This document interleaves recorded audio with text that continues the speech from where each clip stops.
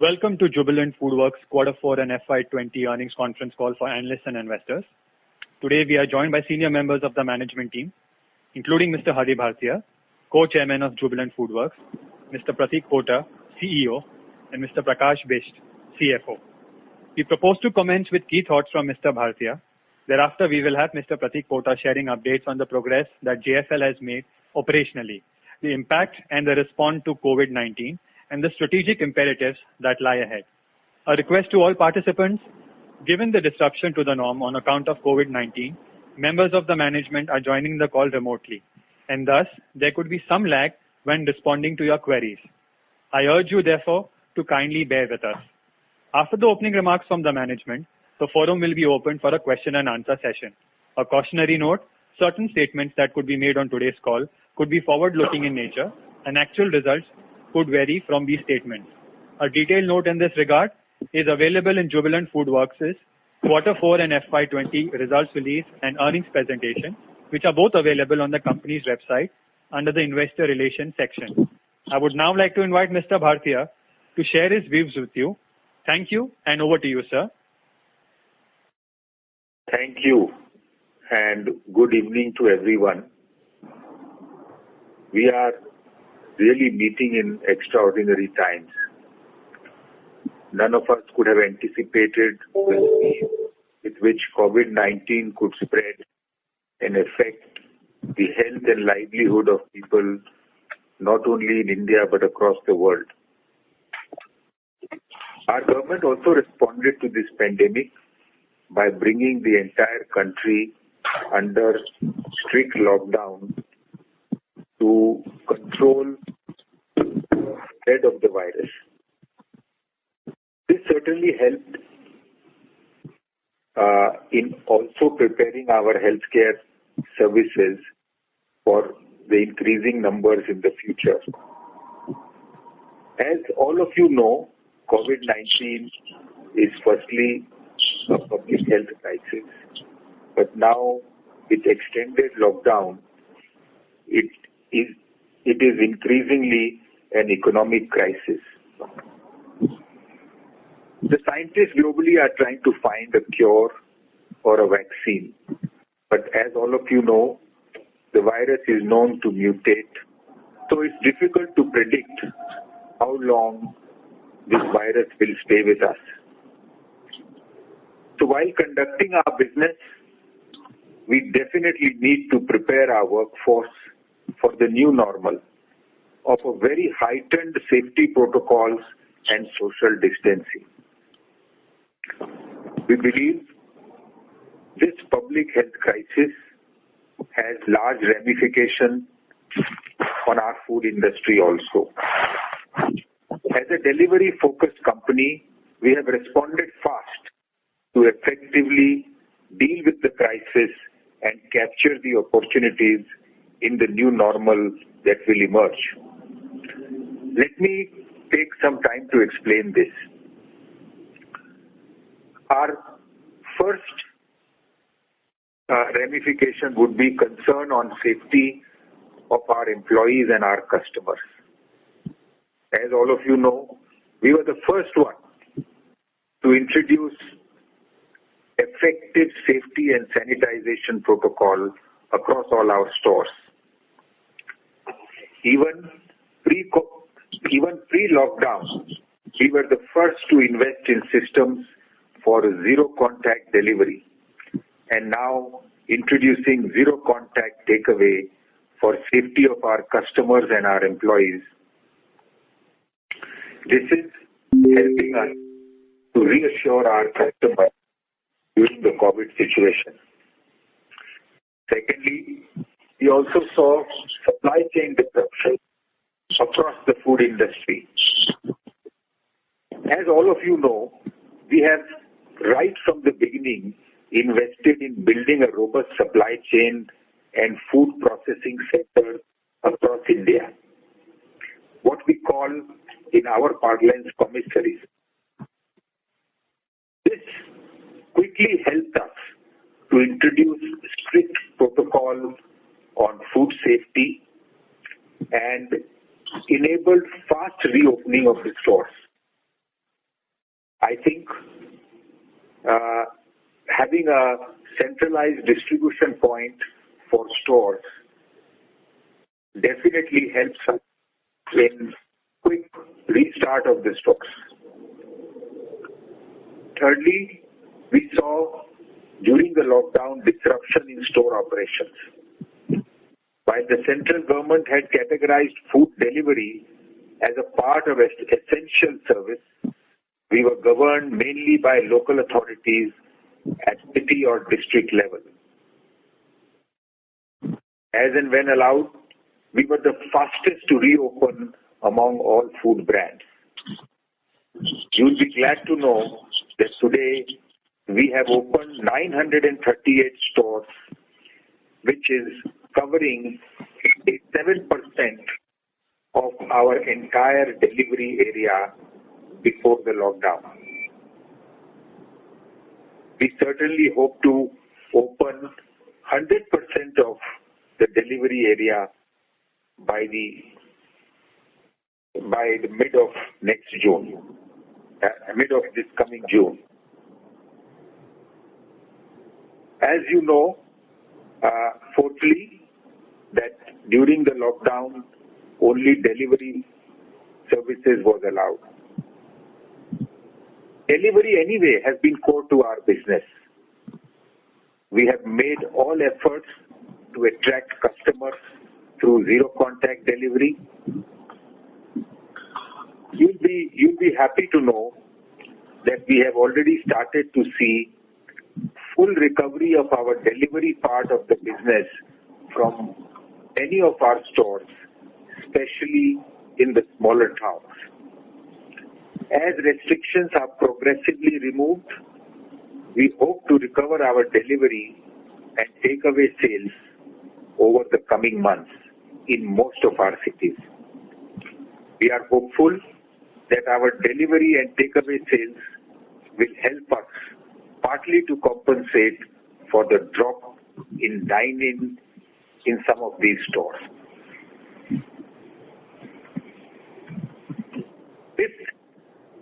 We have been restricted on dine-in, restricted seating because of social distancing will impact dine-in sales in the coming months. With the launch of zero contact takeaway, we hope to start recovering some of the lost dine-in sales. Our online ordering platform will also help us to drive contactless ordering in the stores and also create options for more innovations in this area. We hope to see our stores in malls start to reopen from June, after which we will be fully operational in the second quarter. Lastly, we have also seen increase in cost because of the additional safety protocol. During this period, we are revisiting all our cost structures and already see opportunities in improving efficiency. We are also taking several steps to conserve cash. Overall, we hope to come out of this crisis more efficient than before. I must add again here that our continuous investment in our tech platform and our commissaries have helped us to respond fast to the new requirements of the business. As delivery experts, our own ordering platform and our own delivery infrastructure has been the biggest support in recovery during this COVID period. As some of you may know, the company has been extending help through all possible means to the communities that we serve. The company contributed rupees 50 million to the PM CARES Fund, and our teams are working tirelessly to reach out to all the frontline warriors like healthcare workers, policemen at service. While the interim focus may be to prioritize more a conservative approach for growth, but we haven't lost sight of our bigger picture. With that, I would like to conclude that we believe in the long-term prospects of our food service industry, and we are confident that we will emerge stronger from the crisis on the basis of our safe and reliable delivery model, digital platform, and a culture of strong execution. Finally, I must let you know that all our employees, whether they're at the operations level or at supply chain level, have done outstanding work during the lockdown period to help reopen the business and maintaining business continuity during this very tough period. And I must congratulate our management team to support in this entire initiative. Now, I would request our CEO Prateek Pota to continue this discussion by sharing his perspectives. Thank you, Mr. Bhartiya. A very good evening to everyone, and thank you for joining us today. And apologies for the 20-minute delay in starting the call. Before we start, I trust and hope that all of you and your families are safe and continue to remain so. I'm happy to report that all employees of JFL and their families are safe and sound too. I will start by speaking about our quarter 4 and a full year performance and the impact of COVID-19 within that. I will then share a little of how we have responded to the evolving situation and conclude by sharing my thoughts on the opportunities that lie ahead of us. On to the fourth quarter performance. The fourth quarter began well, coming off from strong results in the first 3 quarters. Our performance in January and February saw us build solid momentum, with LFL growth in January being 8.4% and in February 14.9%. SSG in these 2 months was 7.2% and 13.1% respectively. We remained on track to open more than 50 stores in the quarter. However, as we know, things began changing from mid-March onwards, especially post the Janata curfew and the imposition of a lockdown. Dine-in and takeaway operations were stopped completely, and even delivery was impacted adversely in large parts of the country. For context, over 2/3 of the business, 2/3 of the sales of Domino's comes from delivery and takeaway. Additionally, project execution was stopped on the ground, and our store opening plan had to be significantly curtailed. Given this context, we reported a reasonably good performance during the quarter. Our operating revenue for quarter 4 FY20 came in at 897 million, 3.8% higher year on year. Our EBITDA came in at rupees 1695 million at 18.9% of revenue. The EBITDA during the quarter was significantly impacted due to lower sales, like I said in the second half of March, and continued high dairy inflation, which was offset partially by a focus on productivity. Normalized profit after tax came in at rupees 452 million at 5% of revenue. This includes an exceptional item of rupees 323 million on account of, number one, a provision for diminution in the value of investment of rupees 200 million in the wholly owned subsidiary Jubilant FoodWorks Lanka Private Limited, and number two, expenses of rupees 123 million specifically related to COVID-19 and the sudden lockdown. During the quarter, we saw an increase in online sales, which contributed to 89% of delivery sales. The Domino's Pizza app saw 3.8 million downloads in the quarter, and it remained the highest rated food app on the Google Play Store. We opened 13 stores during the quarter for Domino's Pizza, with 33 Domino's stores remaining under construction and which will be completed and open as soon as possible. Turning to the full year numbers, on a full year basis, we've reported a robust performance with operational revenues at rupees 38858 million, higher by 10.1% versus last year. EBITDA stood at rupees 8711 million and at 22.6% of revenues. Normalized PAT was rupees 3090 million at 8% of revenues. During the year, significant inflationary headwinds, especially in dairy, and the year-end COVID-19 crisis impacted margins, which were partially offset by the strong focus on driving productivity and on extracting operational efficiencies. Our new store opening plan was on track until March, and we opened 130 new stores in FY20. Of these, 123 were Domino's stores, and the remaining were of the new business unit. Our present Domino's count stands at 1335 restaurants in 282 cities. I will now turn to our response to the COVID-19 crisis, which was divided into three parts broadly. Phase 1, we anticipated and prepared for the crisis. Phase 2, we responded to unfolding events and moved quickly to restore operations with agility. And in Phase 3, which is an ongoing phase, we are working to prepare for what going to be the new normal post-COVID. A little bit more of details. In Phase 1, we anticipated that the coming crisis was around the corner, and we began preparations for it towards the end of February. All necessary PPE, sanitizers, and thermometers were sourced in week 1 March. We rolled out enhanced hygiene and sanitation protocols and ensured urgent training of all our store and commissary personnel in early March. As Mr. Bhartiya said, we were the first brand to launch zero contact delivery, which was rolled out in mid-March and supported aggressively through a print and digital campaign.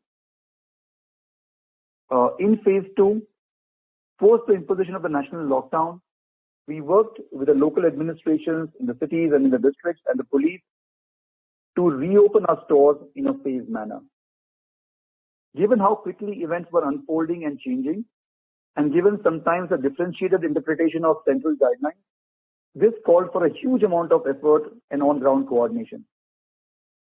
We also worked with our vendors and our transporters to ensure that supply was not impacted and we had supply continuity in our stores.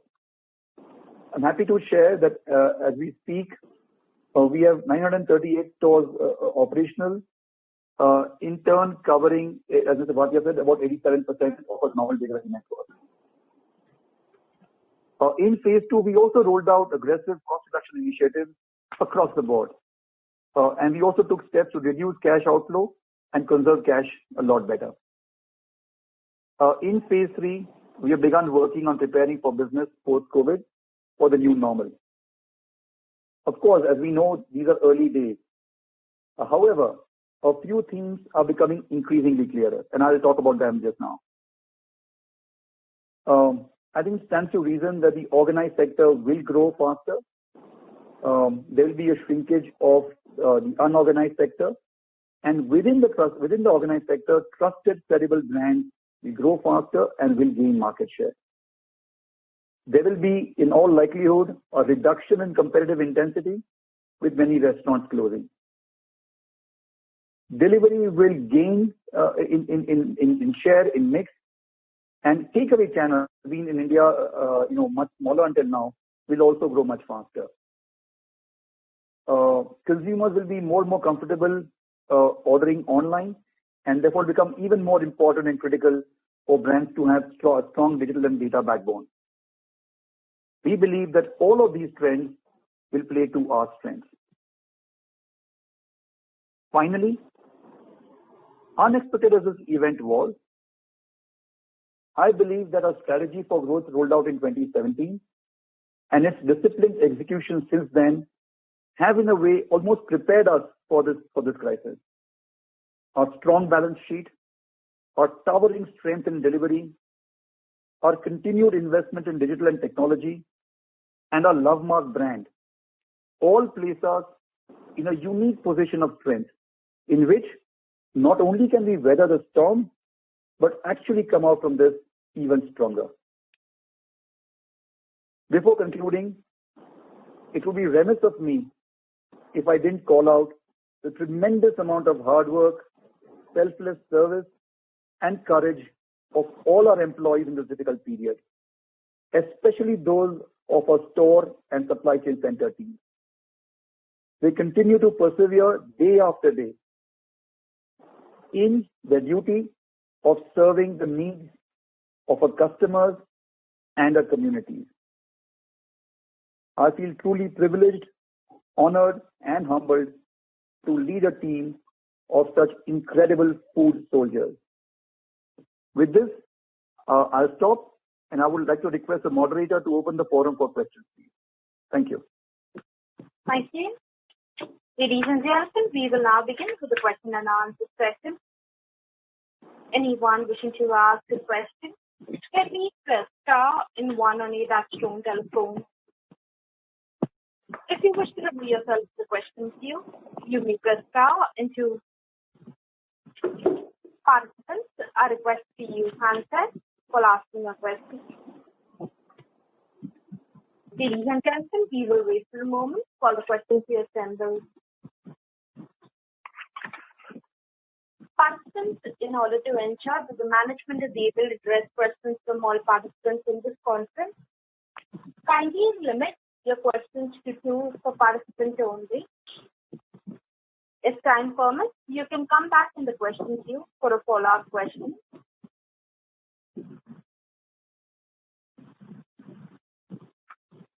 The first question is from the line of Abneesh Roy from Edelweiss. Please go ahead. Yeah, thanks for the opportunity. My first question is on the store openings in Q4 and going ahead. In the previous quarters, you were adding around 40 stores, while this time 75 days were normal out of the 90 days, and you added around 13. So was it a planned reduction because you saw COVID ballooning in February itself, or it was more of March last 15 days bunching up which happened? And any insights into FY21? Do you see more cloud kitchens because people will not be coming to restaurant initially? So instead of store opening, will cloud kitchens be the expansion? Thank you, Abneesh. In response to the first part of your question, I think the intention was to open more than 50 stores in the quarter, and we had the store signed up, we had the stores under construction, and we would have hit the targeted number had it not been for the 15 to 17 day disruption on account of COVID. So it wasn't a planned slowdown, it wasn't a planned pullback. We were confident that we would have delivered the targeted store opening number. Going forward, how do we expect the stores to change? Given that we will see a lot more of delivery and takeaway centric growth, we will expect the contribution of delivery carry-out stores or Delco stores to increase significantly. In any case, as you're aware, the Domino's store model is a very compact, very efficient one with small store sizes. Within that, we'll optimize it even further for delivery and carry-out. I think given the evolving situation of COVID right now, and of course also given the fact that it is impossible to execute things on the ground right now, we are taking a pause this quarter for store openings. What we will have open in quarter 1 and as soon as we can are the rollover stores from last quarter, of which there are already about 33 as you're aware. Those stores will open as and when we get permissions to execute projects on the ground. But we are right now taking a pause in opening more stores for quarter 1, waiting for the situation to unfold. As and when it unfolds, as and when we start opening stores, like I said, there will be even more optimized and efficient stores oriented towards delivery and carry out. I hope that answers your question, Abneesh. Yeah, slightly. I couldn't understand pro rata 50 stores versus say 13. I couldn't understand. So it was more bunching up which happened at the end of the quarter. So That's right. It was by design and meant to open the second part of March. And any insights? As part of our calendar. Sorry, please go ahead. Yeah. So one follow-up on the first question only. So any insights you can share on the 930 stores which are opened? How has been the response in the past few weeks? Sorry, Abneesh, your voice broke a little bit. Can you repeat the question? The 930 stores which have reopened, how has been the response past few weeks? Okay. So let me talk about how April and the last few weeks have gone. I think it's important to recognize that in this period, our single biggest priority has been to ensure the safety and the good health of our employees and our customers. In these stores, and as we resume them for delivery, of course, we know that dining has remained shut all through April, post the lockdown, and even now. In delivery, we are seeing some encouraging signs, and especially in the smaller towns, many of our stores have recovered their pre-COVID delivery sales. I think our communication about zero contact delivery, our strong brand, and our marketing and CRM efforts have ensured that in many markets we've recovered the delivery sales. I think there is room for us to catch up in some of the larger towns which have been more impacted by COVID. But I would say on the whole, our experience is fairly encouraging. Right. My second and last question is on the Domino's Essentials. So how do you recognize the revenue here, and what is the revenue share? And are you working with most of the bigger companies, and all the cities is this being offered? All the cities, all the stores, wherever open? I'll request Prakash to answer the question about revenue recognition, but just to respond to your second part of the question, almost 100 cities now have Domino's Essentials live. This is a portfolio which has a number of essential products. There is atta, there is milk, there are spices, there is edible oil. So there is a portfolio that we put together, keeping in mind the daily needs of consumers. Prakash, over to you. Yeah, Avnish, hi, good evening. I hope you are doing well. So the revenue recognition for Essential, it's a trading model. So we buy it from the FMCGs and then we sell it. So it is at the point of sale for us. It's our stock. And revenue share? No, we buy it at not a revenue share. So it's a straight purchase. So it's a kind of a trading. So you buy it from the supplier and then we sell it at the MRP. And one follow-up here, the thought process behind this is better utilization of the delivery personnel, right? Prateek, over to you back. Yeah, sorry. No, so Avnish, I think the purpose behind launching Essentials was to be of additional service to our communities and our customers at a time when access to even basic essential products was difficult and hard to come by. So we asked ourselves the question, how can we in back end our store footprint, large store footprint, and our last mile delivery capabilities, and of course a digital presence as well, to be able to be of service to customers. So it was meant as a community service project using our legacy strength. Okay, that's all from me. Thanks a lot. Thank you. Thank you. The next question is from the line of Arnab Mitra from Credit Suisse. Please go ahead. Yeah, hi, and good evening, everyone.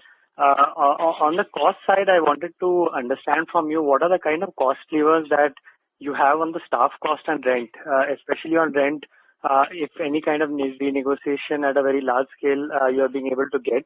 And on the staff cost side, how much of the cost can be variabilized in this period of very low sales? So that was my first question. Okay, let me respond to that.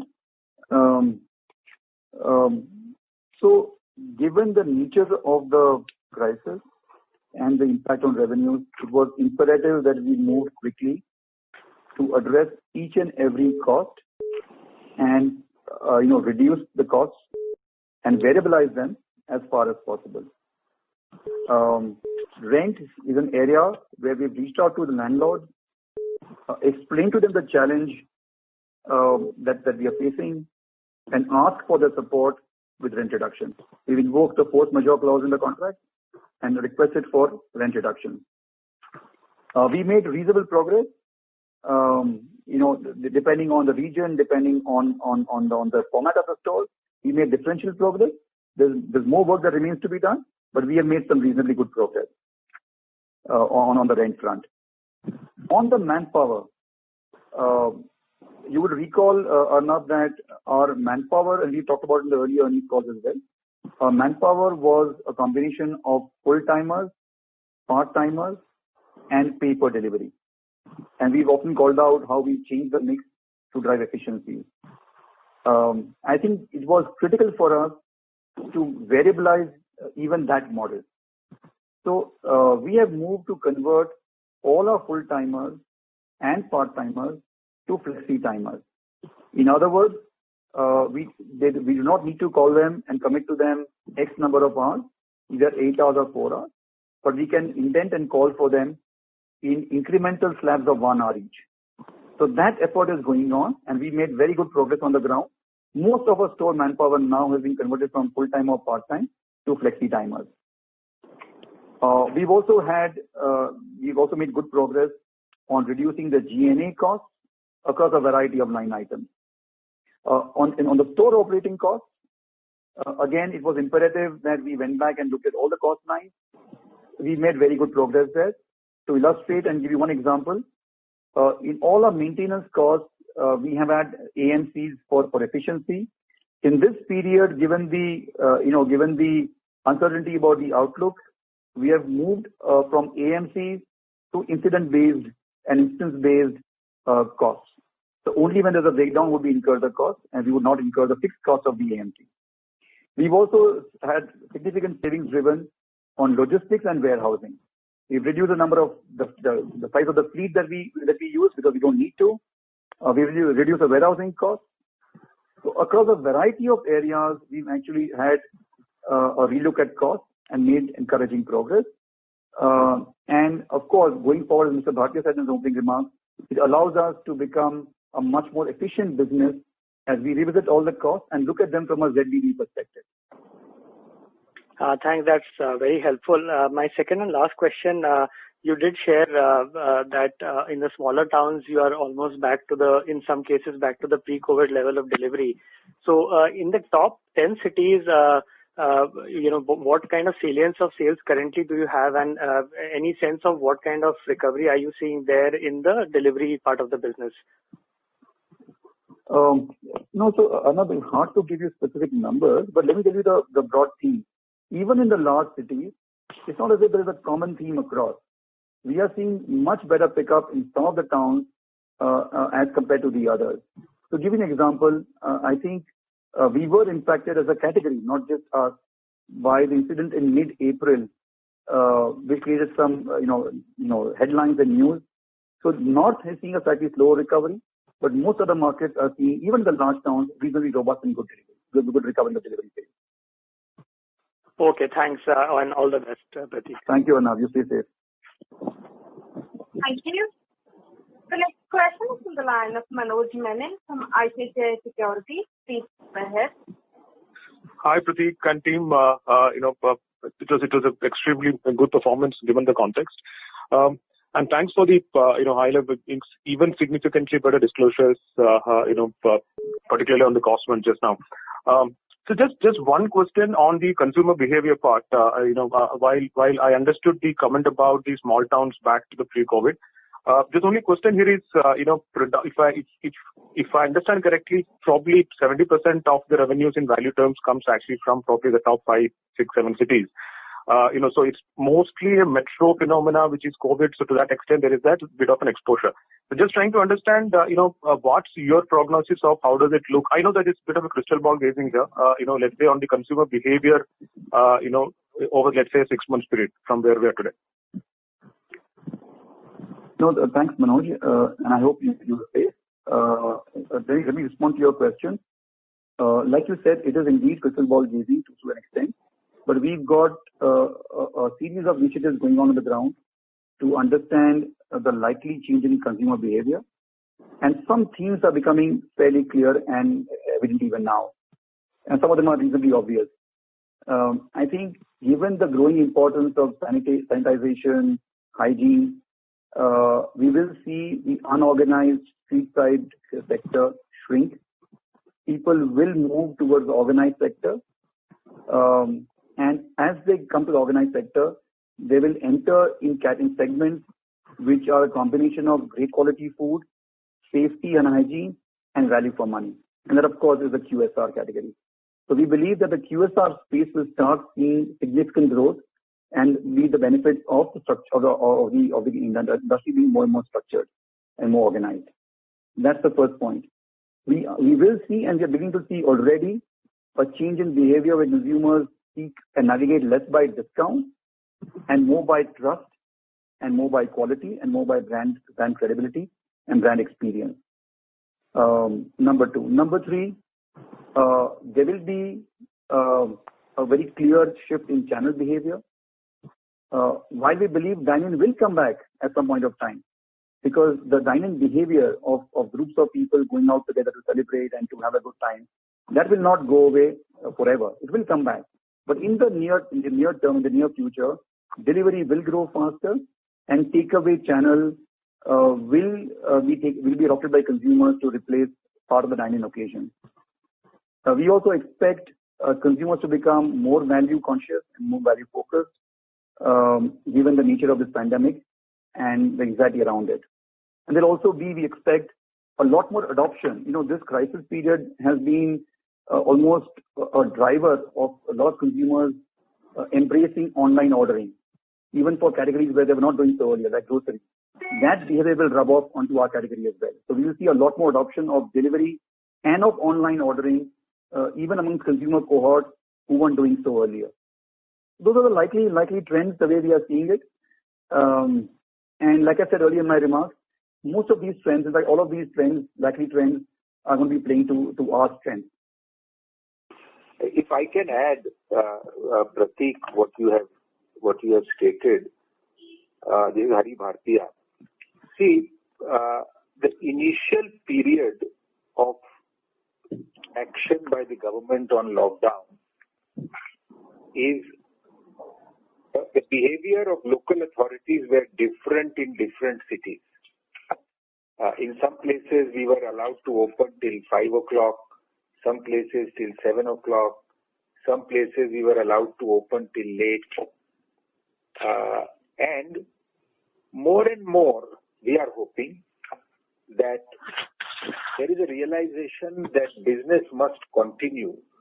So we will also see that with proper sanitization protocol, safety protocol, we would be able to operate more number of hours in more cities, as it is important even for the government to allow business continuity, as even though COVID situation may not go away. So to that extent, the initial shock factor also will slowly die down, and that to some extent should affect the consumer behavior because some normalization hopefully will take place, and we are seeing that in different cities. Understood.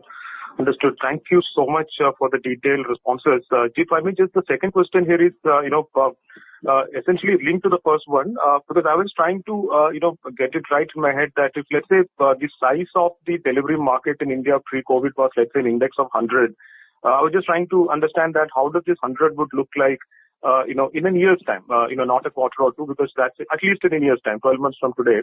And the context of this question was the actions by two leading, delivery players, Swiggy and Zomato. And when I was reading their blog and what they're actually thinking, it seems to be what they're communicating. They seem to have a, little more cautious view about the size of the delivery market in itself 12 months from today.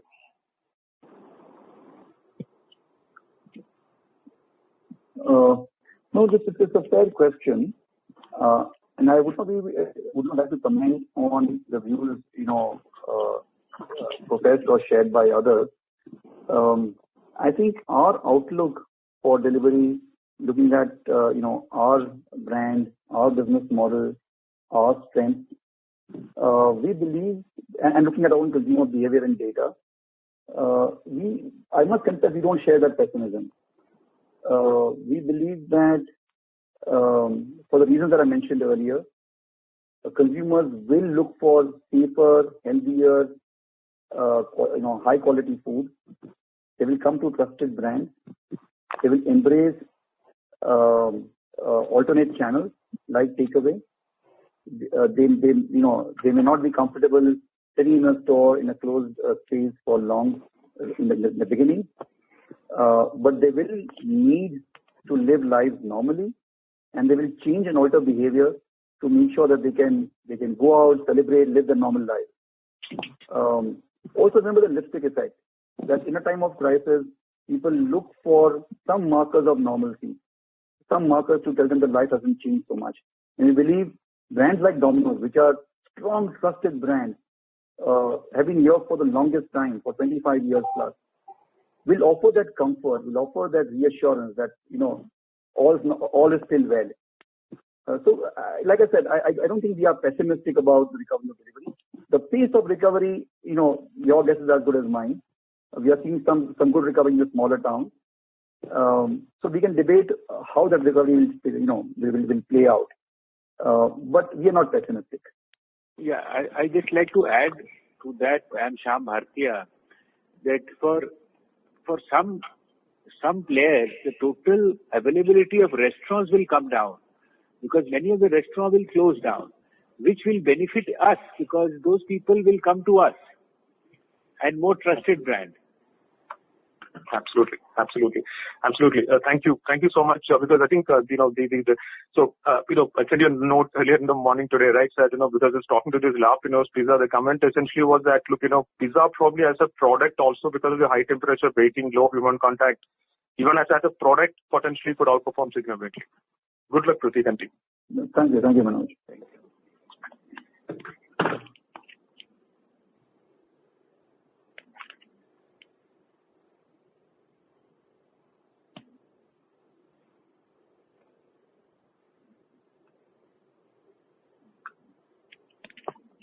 Thank you. Ladies and gentlemen, in order to ensure that the management is able to address questions from all participants in this conference, we request you to limit your questions to 2 per participant only. The question is from the line of Richard Mehta from SBI Mutual Fund. Please go ahead. Yeah, hi. Good evening and thanks for the call. I know you commented about qualitatively on post March how things have been behaving, but in line with what Domino's Global has done, could you share what has been company level trajectory on revenues or SSG, even if it's just qualitatively? I mean, let's say in February you were at 100 and in March was X, then how that has progressed going forward. And secondly, in terms of store counts also, would you at some point in time need to reassess viability of some stores and look at whether you want to continue with the expansion given the situation currently, or existing stores need to be kind of relooked at? Thank you. Let me respond to the first part of the question. I think my response will not be very different from what I shared earlier. It will be a little bit more qualitative than specific and quantitative.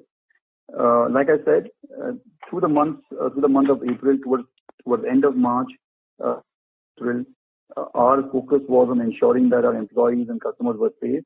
And equally, we worked on the ground to restore normalcy, to reopen stores, to ensure supply continuity. All of those very, very important drivers of business. I think we also made sure that we maintained a communication and outreach with the customers and the consumers. I think it was important for them to know that we were around, that we were taking all necessary steps to ensure their safety, to ensure that we were taking even heightened protocols for that. So the entire zero contact delivery campaign that we did, aggressive campaign in digital, on the ground, and thereafter through a TVC, was important in that regard. And that has clearly helped us. And we have seen our customer confidence come back.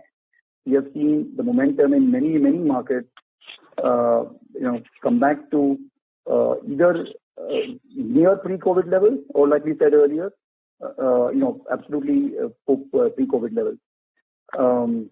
And as the lockdown rules get more relaxed, and as more activity is permitted on the ground, and our stores allowed to open for the full duration and not for curtailed timing, we expect that sales will increase even further in the month of May and June. Okay.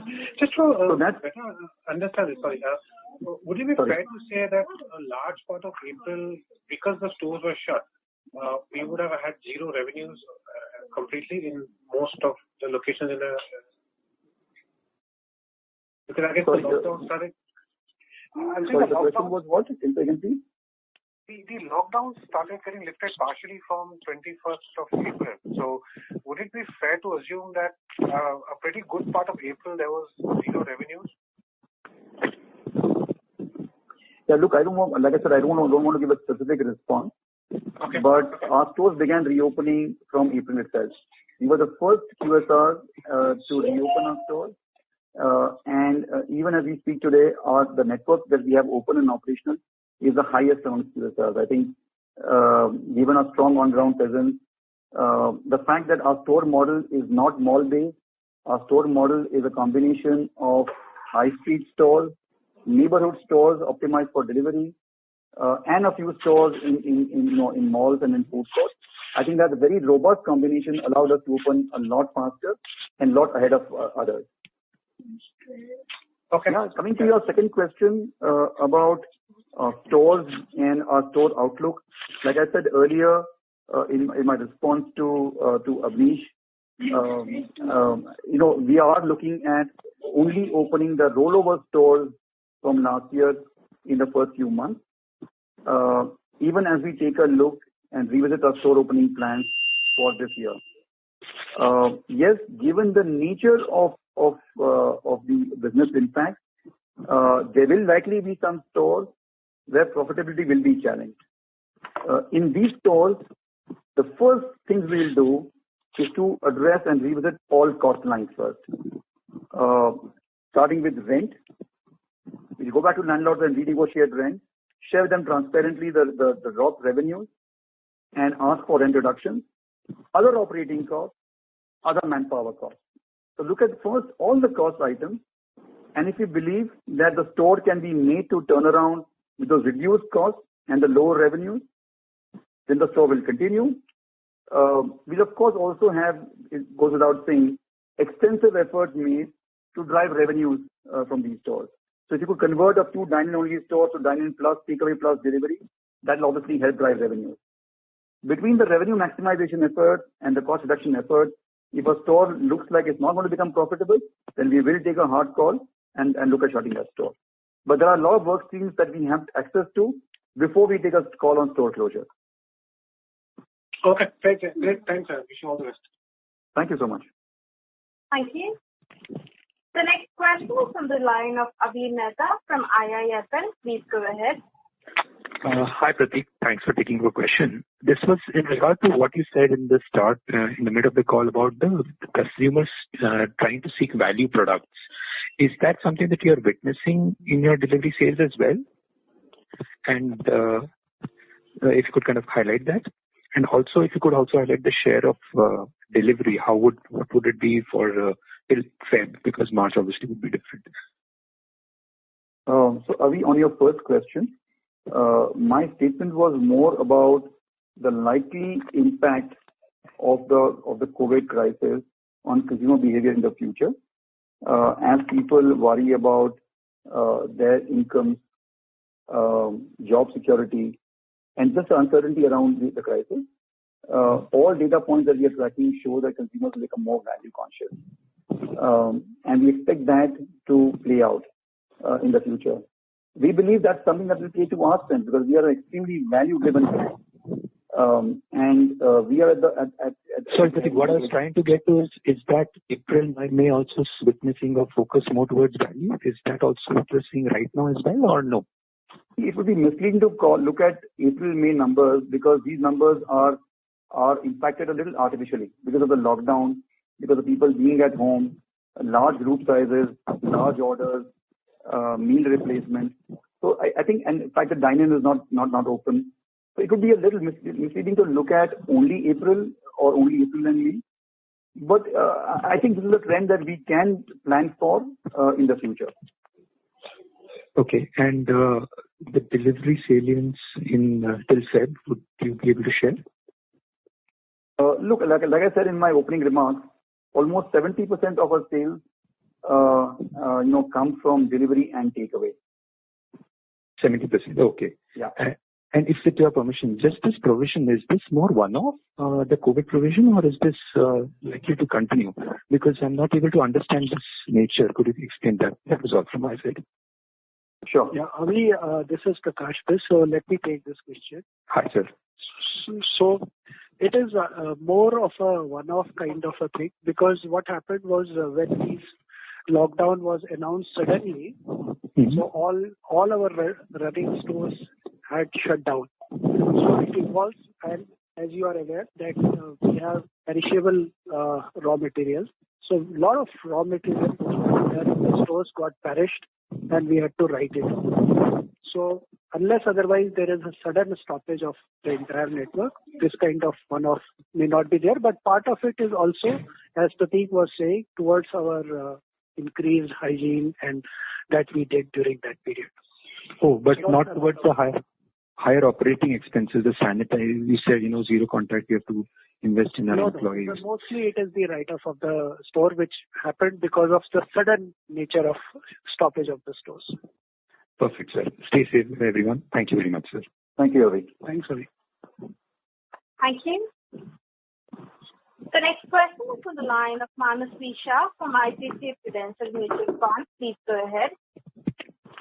Yeah, hi team. Thanks a lot for taking my question. So if I see your employee costs for the year, they have actually, gone up sharply around 16-17%. Can you throw some light on this? Why is this so, and what sort of trends do you expect over here or for the coming 1 or 2 years? Okay. Again, this is Prakash. Let me take this point. So, employee is a big line item for us. So, obviously, as you are aware, that employee cost is subject to inflation. Because when you have, in our case, as you are aware, that most of our employees, including the store manpower, were company employees. And part of it were covered under minimum wages. Now the government keeps on changing the minimum wages. When the minimum wage increases, we have to give the minimum wage. We have to also give the increments. So partly this is coming mainly because of the inflation. So that is the reason why you see the increase in the employee cost. Okay. Fair enough. And also there is, an increase in the inventory days. Is this because of the Domino's Essentials portfolio? No. It's mostly because as the shutdown happened in the second half of March. And prior to that, we were carrying inventory for a normal operations. So when suddenly the operation did not happen, and we had to close down. So that is the increase that is getting reflected in the. If the operations were normal, it would have been consumed. Okay, sure. That's it from my side. Thanks. Thank you. The next question is from the line of Chanchal Khandelwal from Birla Mutual Fund. Please go ahead. Hi. Thanks, team, for the opportunity. And just on the question which was told before, and when you highlighted that the organized industry will gain, you are sitting in a huge amount of net cash.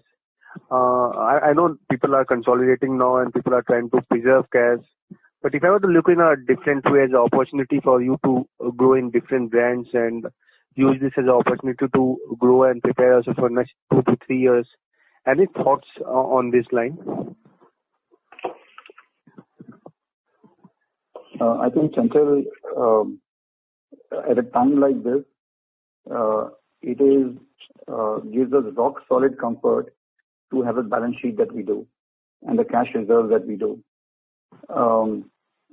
Our singular focus right now is on ensuring that we conserve cash and manage it well to tide over this crisis. So that's an absolute razor-sharp near-term focus. In the further out future, does the same cash reserve give us opportunities for growth, discontinuous growth? Yes, it does. But that's further out in the future. Right now, we are focused on cash conservation. No, but just to add, this is Hari Bhartia, and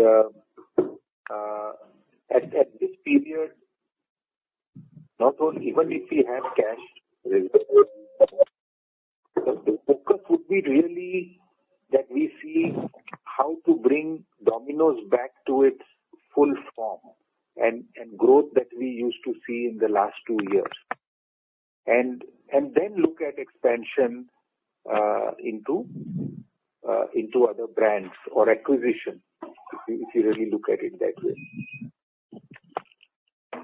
Sure. Thanks. This is very clear. Secondly, on the employee cost, employee would play a critical role going forward. As we hear in Bombay and some of the other restaurants, employee has got COVID and people are buying from those restaurants. How are you taking care of, you have highlighted few of them, but how are you taking care that employees are in particular taking care of health when they go back and when they rejoin you? So anything you want to highlight in terms of what are the precautionary steps you are taking? That's a really good question, and I must say that we are doing a lot of initiatives we are taking to ensure that our employees are safe. That obviously is the number one priority. In our stores and in our commissaries, all employees have been wearing masks and gloves from early March. There's a daily temperature check that gets done. All our store teams have the Arogya Setu app, and therefore there's a self-certification of their health and of their contact behavior. We moved very quickly to remove cash on delivery, from our Olo app. So we only now accept prepaid orders to further minimize the risk of contamination. And additionally, we've now introduced for all our store employees 100% medical checkup that's done every week. So all our store employees get checked every week by a doctor, and that's additional comfort for our employees that they are safe and they're taken care of. Sure. Thanks, and wish you all the best as you pass through this phase. Thank you. Thank you. You stay safe. Thank you. A reminder to the participants to limit their questions to 2 per participant only.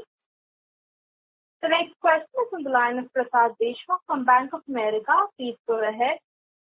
Hey, hi. Good evening.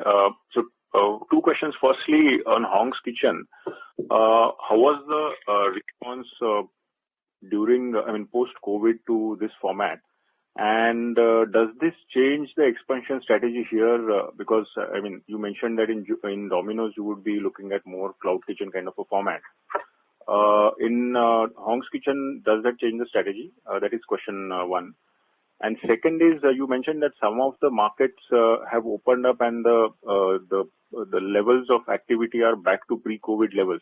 So could you just share some learnings from these markets? First of all, which are these markets, and some learnings from these markets? Thanks. Sure, Prasad. So let me respond to the question on Hong's Kitchen first. The Chinese food segment we had talked about earlier. That it was a very high opportunity market for us. If anything, the onset of this pandemic of COVID underlines the opportunity, the immense opportunity in the Chinese food space. There is a vast chasm between the fine dines and the premium casual dines in Chinese. Most consumers, adopt the street side Chinese consumption.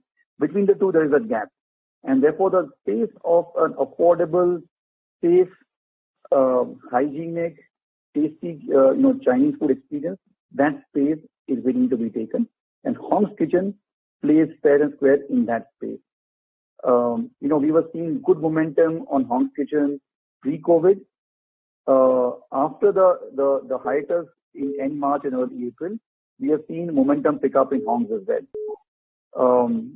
To your question about the formats in Hongs, I think given the ubiquitous nature of dine-in being under pressure, we will also have Hongs Kitchen focus more on delivery and carry-out, not so much cloud kitchens, because brand salience is important for a new brand, but certainly more optimized smaller stores which are oriented towards doing delivery and carry-out. So that will be the strategy. We will be focused to begin with on the Delhi NCR region this year, and thereafter we'll expand to other markets. So, does it mean that the number of store openings will accelerate here versus what you had earlier planned? No, I would not say that. I would say that we will remain focused on Delhi NCR in the Chinese food space. The point I made earlier about being conservative in this quarter and in part of the next remains valid also for Hongs Kitchen. Sure. And the second question was about that markets, other learnings from other markets. Yeah. No, I think it's a good question.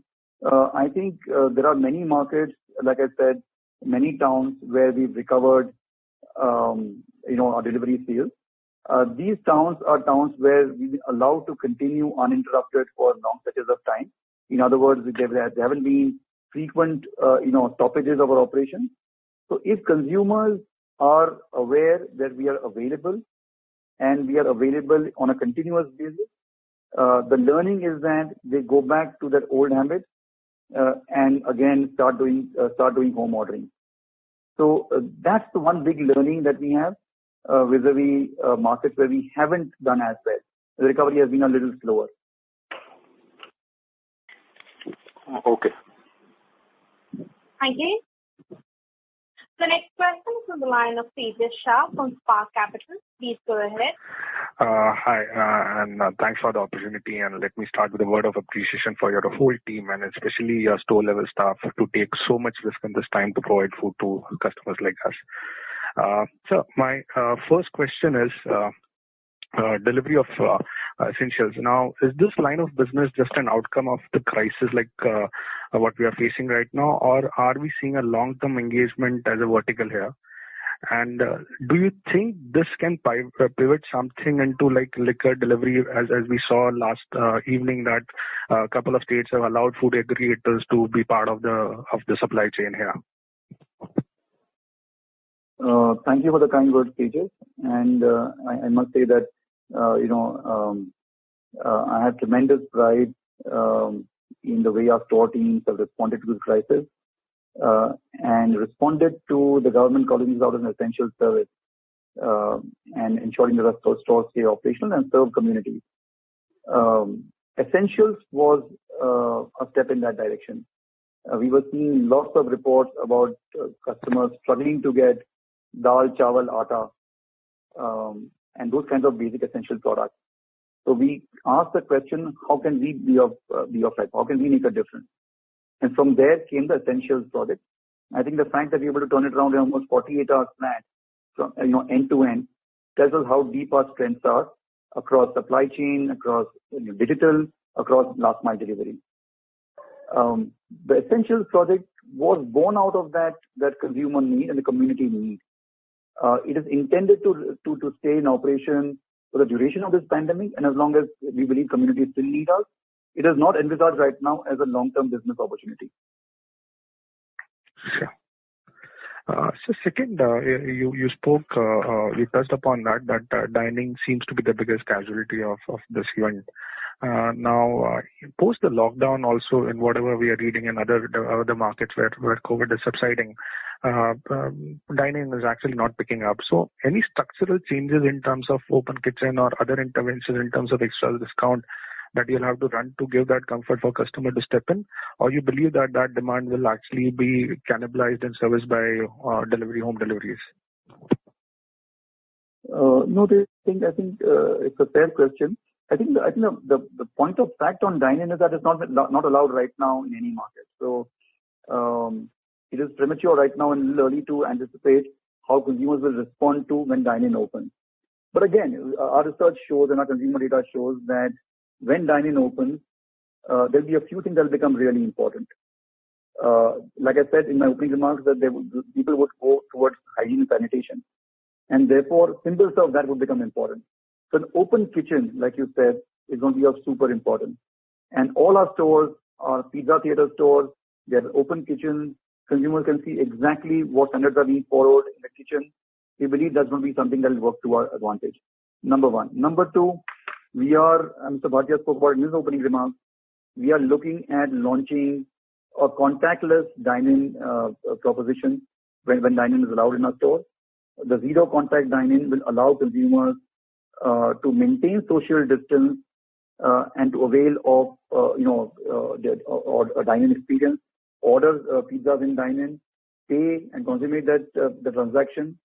We also have redesigned all our stores in dine-in and changed the layout completely to make sure that there is 6 feet of separation between tables. We put the floor markers and stickers. So we are completely ready to hit the ground running as soon as dine-in is allowed. Dine-in will remain a challenge for some time, but like I said earlier, dine-in will come back at some point of time because people will want to go out and eat together as a group. But we are prepared to respond to the consumer's need for a safer and more transparent dine-in experience. Thank you. The next question is from the line of Latika Chopra from JP Morgan. Please go ahead. Yeah, hi. Thank you for the opportunity. My first question was on the gross margin profile. You did mention about, high dairy inflation, and you did talk about, lower promotional intensity and lesser competition. In this context, as we look ahead, how do you anticipate, gross margin profile to look like? Is the dairy inflation abating at the margin? That's the first question. Thank you, Latika, and I hope you're safe. Thanks. Response to your question about inflation, you're aware that last year we saw a significant inflation in dairy and cheese, and we've called out in all our quarters the impact of that on our gross margin. Happy to report that on account of a variety of reasons, including increased supply, we are seeing the milk and the cheese prices come down. That impact has not flowed into the P&L in quarter one because we were carrying inventory in quarter four rather, sorry. But we expect to see going forward some positive rub-off on account of dairy inflation coming down. Sure. My second question was on takeaway and carry out. You mentioned 70% of sales are delivery and takeaway. Is it possible to talk about what is the salience of takeaway? More importantly, what I wanted to understand was what are the steps you could take to ensure higher share of takeaway? So, Latika, I won't be able to share specific numbers on the takeaway contribution, but it is still small. It is not very large. And we believe that there is a huge headroom for us to grow takeaway as a channel. Takeaway will serve to the need state and to the occasions that the consumer currently right now embraces dine-in. And that occasion will now move to takeaway increasingly. And we are very, very bullish about the prospects of this category. So we are working on specific plans for driving zero contact takeaway. It's ready in our store and ready for consumers to come in and experience. All right. Thank you. Thank you. The next question is from the line of Pulkit Singhal from Motilal Oswal Asset Management. Please go ahead.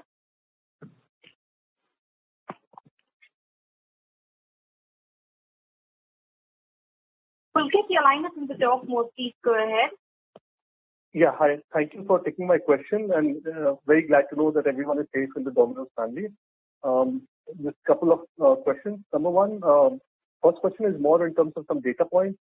Whatever be the new customer acquisition rate that you had prior to COVID, let's say you acquire a certain number of customers every month, has that gone up or gone down in April and May?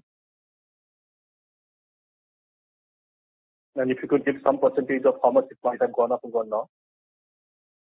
No, thank you, Pulkit. Thank you for your message, and I hope you are safe too. Pulkit, we don't share such data, as you know, granularly for even the past quarter, leave alone the current quarter. But given the circumstances, let me give you some broad trends.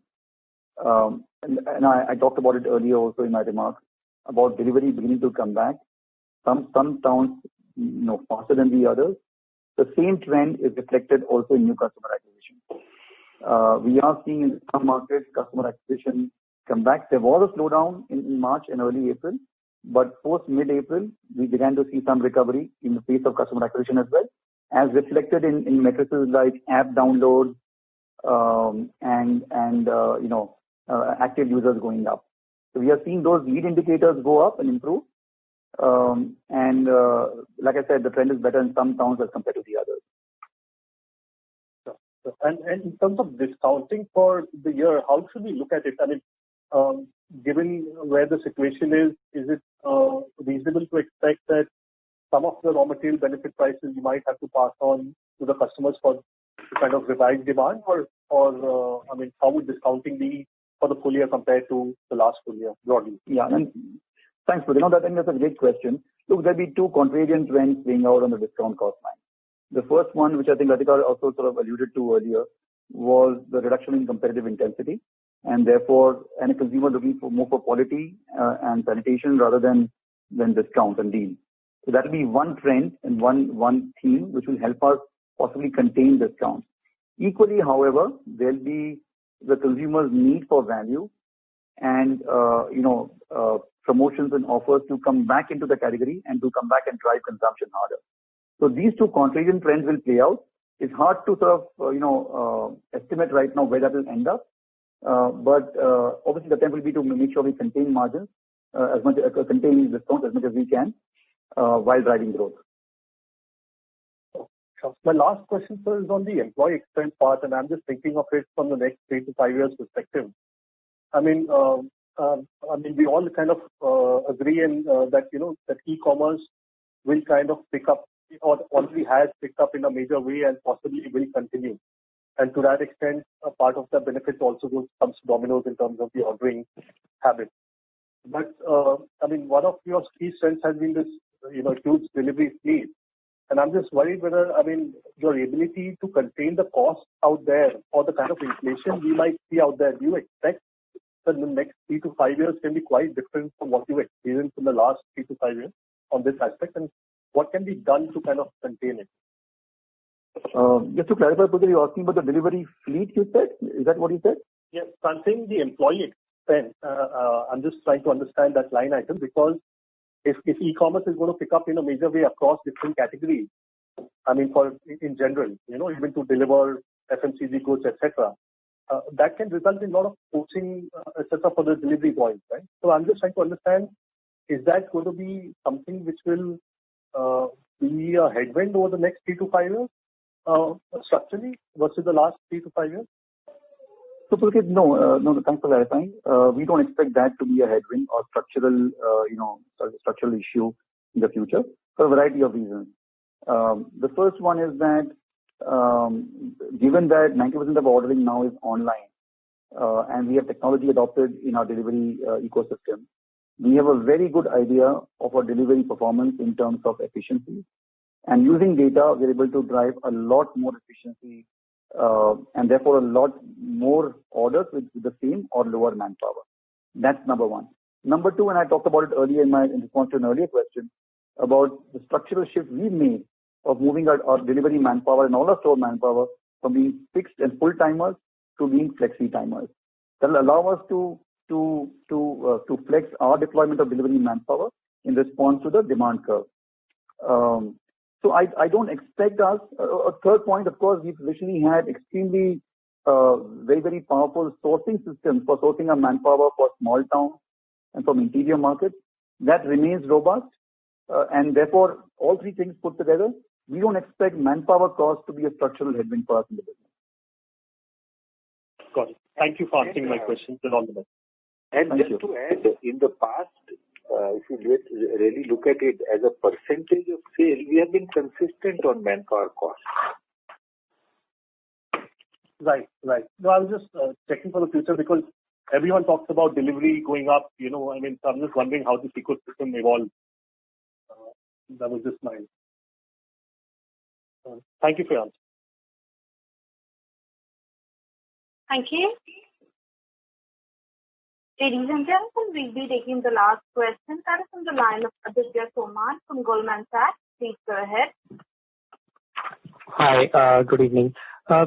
Two questions from mine. So firstly, we had an extra day in February, and that happened to be a weekend. So how much of an impact was due to the extra day, and how much of the acceleration, and what was the reason for the rest of the acceleration that we saw in February in SSG or LFL?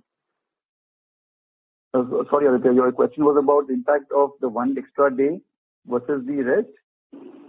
Correct. So, I mean, we saw a significant acceleration in February SSG versus January. So the extra day should typically account for about 3.5 to 4% of that.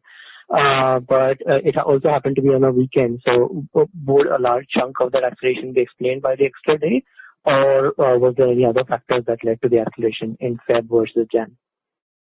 No, so the good part, Aditya, is that our momentum during the quarter four, pre-COVID, of course, was consistently increasing, consistently improving.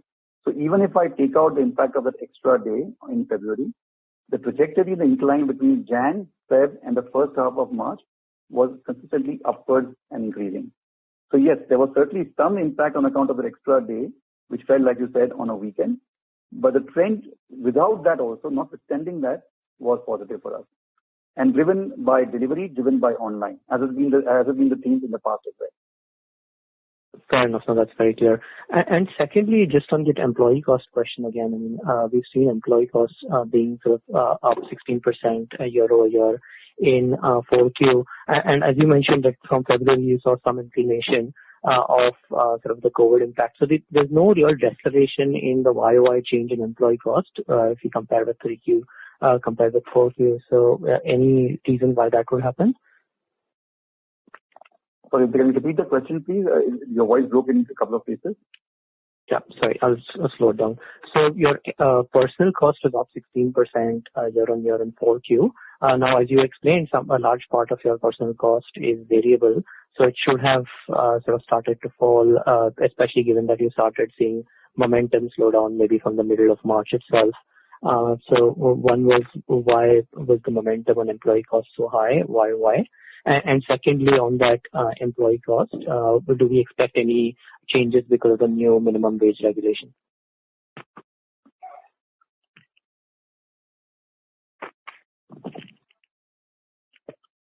Prakashji, I think you're on mute. So sorry. I just wanted to explain one point. The employee cost, you should not link it only to our store manpower cost. We must also note, that we were building our digital assets also. So we have made investment in building our digital assets. So part of it is also an investment towards building our digital assets. So that's one factor. Other factors are, because as this year, again, the COVID impact has hit on our sales. So when you are seeing it relatively as a percentage to sales, that has also impacted the employee cost. Third point, we explained earlier, that is mainly because of the minimum wage and the increment.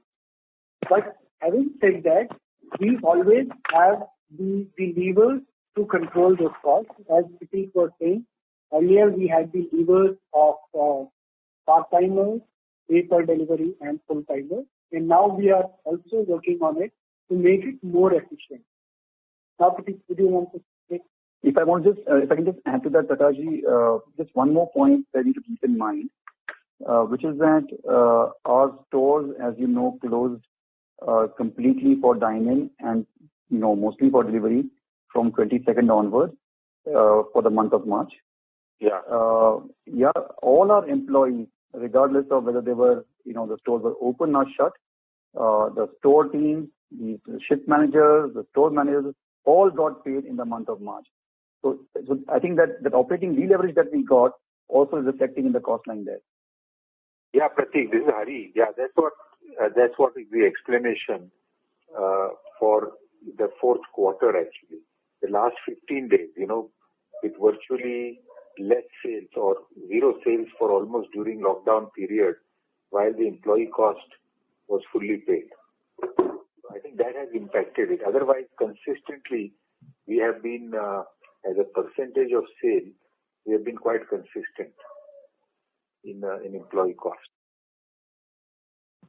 Yeah, fair enough. Now, I was just wondering about the pay on delivery cost that you have, right? Which would, I'm assuming you did not incur for the latter half, but fair enough.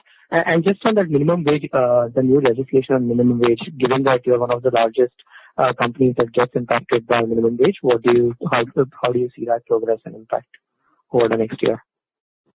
For this year, it's right now, intent has been put out. The details are still awaited by state. But again, like I said earlier in my earlier responses, I think we have with us the levers to drive efficiency and to reduce costs in delivery through a combination of database efficiencies and increasingly now a variable deployment of manpower by ours to match the demand curve and the demand shape. So we feel unworried and we feel reasonably good about our personnel and our delivery costs, notwithstanding the changes in the minimum wages across the country. Our cost per delivery is tracked very, very closely. And our cost per delivery has been coming down over quarters. And we expect that trend to continue on the back of efficiency, using data and using smarter manpower deployment in the stores. Thank you. That's very clear. Thanks a lot and all the best. Thank you. Thank you. Ladies and gentlemen, that is the last question. I now hand the conference over to the management to the closing comments. Thank you everyone for joining us on the call today. We hope that you're able to address your queries. This is a difficult and unprecedented crisis, as we know, and it is bringing with it some short-term pain. However, if we look beyond this immediate period, we have deep conviction that we have the right strategy to ensure that not only would we navigate this crisis well, but emerge from it even stronger. Should you need any clarifications, please feel free to reach out to us. Thank you so much and stay safe.